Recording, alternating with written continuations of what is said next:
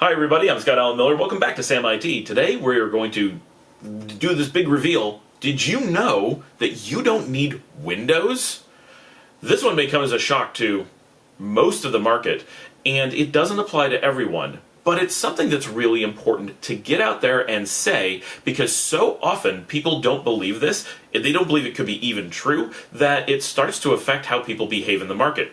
Bottom line, your company does not need Windows. Nobody does. This is not a discussion about whether Windows is valuable or great or stable or secure or whatever. The point is that there is a huge amount of pressure in the market, both on the business side and the technology side, that says that Windows is a foregone conclusion and you must have it. And that is often carried even farther to believe that not only must you have Windows, but you must have a server. And that server must have Active Directory. And you must also use Microsoft Office to communicate with the outside world. This carries on and on. It starts with a fundamental myth that you have to have Windows as your desktop operating system. And fundamentally, this is not true. No matter how much it feels this way, there are loads and loads of companies, ranging from little ma and pa shops with just a couple people, to California startups with hundreds of people, to giant Fortune 50 corporations with tens or hundreds of thousands of employees, all of which are working without Windows. Now, no question, these are the rarity, not the common case. The vast majority of companies use Windows either entirely or partially, mostly partially. Windows is not the dominant operating system today. And very few people believe that only Windows can be used. It's simply a pretty general belief that Windows is a requirement, and then often the Active Directory is a requirement, and so forth. These things spiral out of control once the belief that you just have to have it starts to take hold. It spreads pretty quickly, and the amount of things that you're investing in based on that belief spirals out of control with it, and it just grows and grows. You can do all the functions you need with Windows with other things, and it doesn't matter if you're being told that, well, our crew is used to Windows, or that's all they've ever used, or we don't know how to do it without. There are ways to do everything without. Now, there are also loads of reasons why it may make sense for your business to have Windows. Maybe the most important applications for your industry are only available on Windows. Maybe you have a bunch of interoperability needs with other companies and Windows makes that easier. It's always, though, a decision that Windows is the more cost-effective option. It is never an absolute requirement.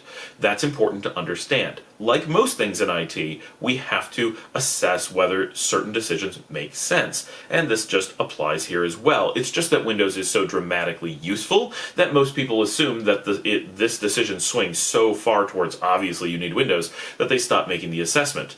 But in the real world, when you work especially from a greenfield, where you don't have an incumbent Windows infrastructure and knowledge base and deployments and everything to have to rip out and replace, which in a brownfield, which would be very expensive potentially, when you're in a greenfield, you have an opportunity to never introduce those dependencies that then get their tendrils into each other and make everything hard to remove. For example, if you have Windows desktops and you put in Active Directory and you put in Microsoft Office, you have to start doing really complicated things to unroll all of that, to unwrap all of those dependencies.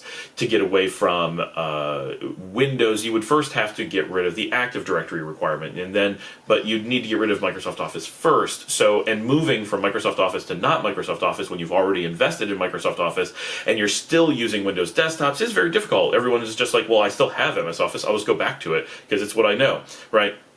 So rolling back decisions like that with all that technical debt in place can be extremely difficult. It can be done, but it's very difficult, and people don't want to go through that painful period, and they often see that sunk cost as a big driver. And it is, because things are still working, and the transition is a pain. But starting from a greenfield and putting in no Windows at all is often extremely easy. Now, if you have managers who just haphazardly buy software or make technology decisions without overlooking how it impacts the entire system, you're going to have problems because loads of software decides to have a Windows dependency somewhere.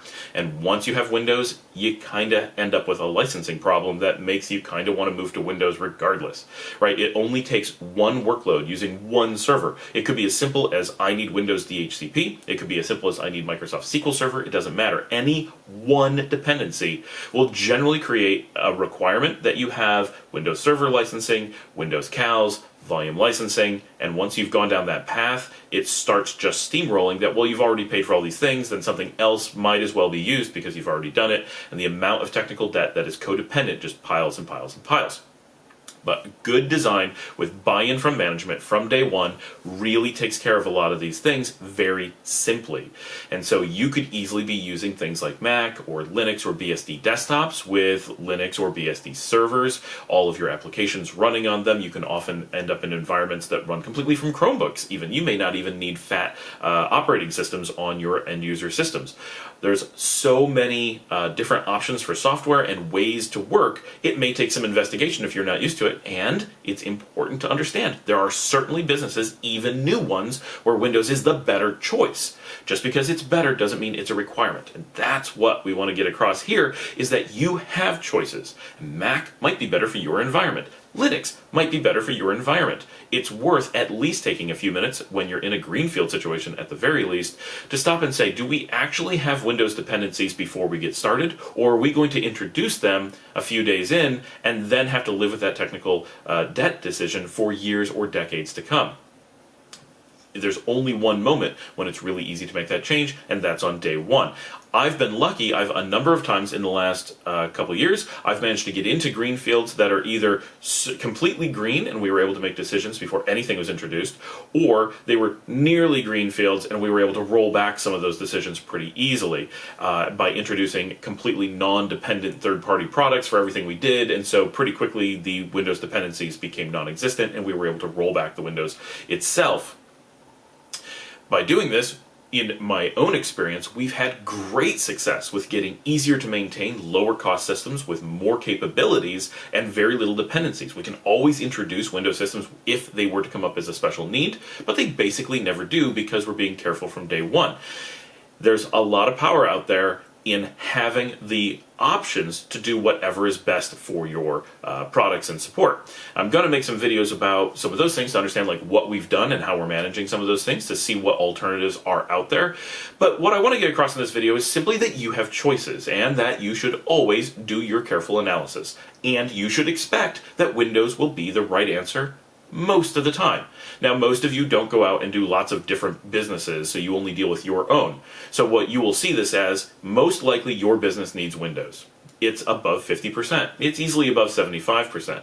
But if you were to go into a greenfield and do a proper analysis and have business owners and managers who buy in that they're trying to do the right thing for the business and not just whatever's handy for them or familiar for them personally, you do have a very reasonable opportunity to discover that Windows isn't beneficial to your organization as a whole. And if you do it correctly, you may be able to avoid it and have the flexibility and power of doing simply what's best for your business. Thanks for joining me. Remember to like and subscribe. Put your comments below. I want to know, have you worked in a company or a school or whatever that has gone without Windows? How did it work?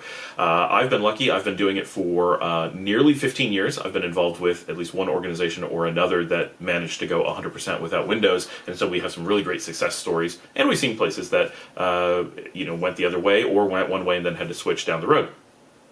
And remember to sponsor us on Patreon, which the link will be in the description below, so you can help support making videos like this possible in the future. Discover how easy and affordable business telephone service can be. Say it with Talkadillo.